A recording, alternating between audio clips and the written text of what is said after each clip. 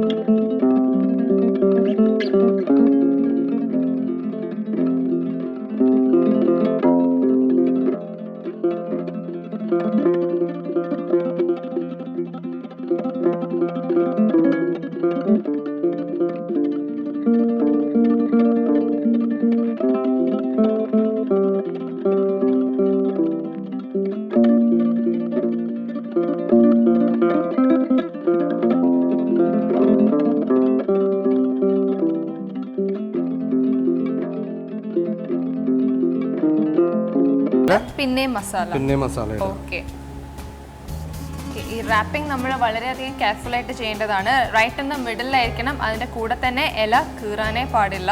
കുറച്ച് വെളിച്ചെണ്ണ ഈ തവയിൽ ഒന്ന് ഗ്രീസ് ചെയ്ത് വിടുക.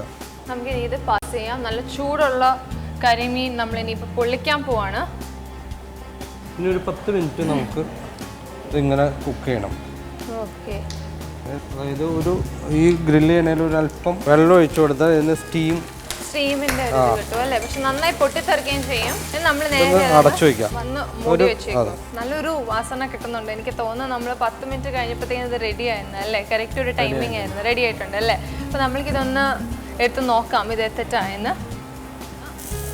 റെഡി ആയിട്ടുണ്ട്. നമുക്ക് സെർവിംഗ് പ്ലേറ്റിലേക്ക് മാറ്റാം. ഓക്കെ, ഇതിപ്പം വെക്കാൻ സ്ഥലമുണ്ടല്ലേ? യെസ്.